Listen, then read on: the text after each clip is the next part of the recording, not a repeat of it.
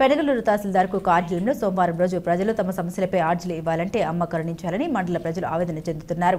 సోమవారం ప్రజలు తమ సమస్యలు చెప్పుకోవడానికి తహసీల్దార్ కార్యాలయానికి ఉదయం 10 గంటల నుండి పడిగాపులు కాస్తున్నారు. 10 గంటల నుండి 12 గంటల వరకు ప్రజలు బయట చెట్ల కింద అమ్మ దర్శనం కోసం పడిగాపులు కాస్తున్నారు. పీజీఆర్ఎస్ కార్యక్రమం పేద ప్రజల కోసం ప్రభుత్వం ఏర్పాటు చేసినప్పటికీ అధికారుల నిర్లక్ష్యం వల్ల లక్ష్యం చేరడం లేదు. నారాయణ నెల్లూరుకు చెందిన ఓ అంధుడు తన భూమి ఆన్లైన్ చేయాలని 3 నెలల పాటు తిరుగుతున్నట్లు ఆవేదన చెందుతున్నాడు.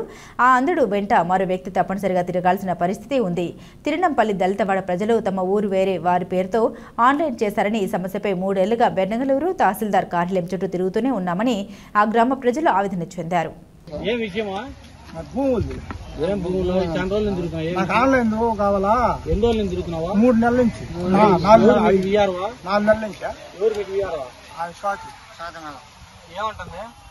అది కాదు, ఇప్పుడు కలెక్టర్ 3 నెలల కింద పంపించిన కాగితం ఇది పంపించితే ఆ కాగితము వీళ్ళు నాకు అకలాట్మెంట్ ఇవ్వాలా, ఏదో ఈ 3 నెలల లోపల ఈ ఫైల్ క్లోజ్ చేయమని నాకు ఆన్లైన్ తెచ్చివ్వండి. నా భూమి కొనుక్కునే భూమి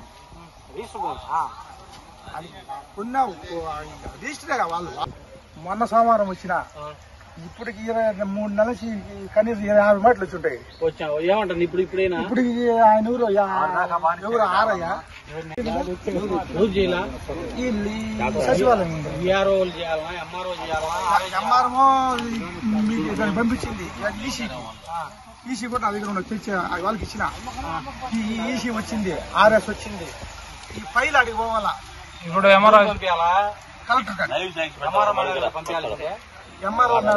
ఇంకొకరిని పెట్టుకొని వచ్చి ఆటోలు ఏ ఊరు మీద నారాయణ నెల్లూరు నుంచి నీతో పాటు ఇంకొకరిని పెట్టుకొని తిరగాలంటే ఎంత ఖర్చు? ఎంత ఏంది 3 నెలలు చెప్తుంటే లెక్క ఏంటది? ఒక విలేజ్ వచ్చి 4 ఎకరాల 12 సెంట్లు ఉన్నది. అది గ్రామ కంఠం చేయమంటే అది వేరే రైతు పేరు మీద బిర్యానీ శంకరయ్య పేరు మీద ఐవేరు శంకరయ్య పేరు మీద ఆన్లైన్ చేశారు.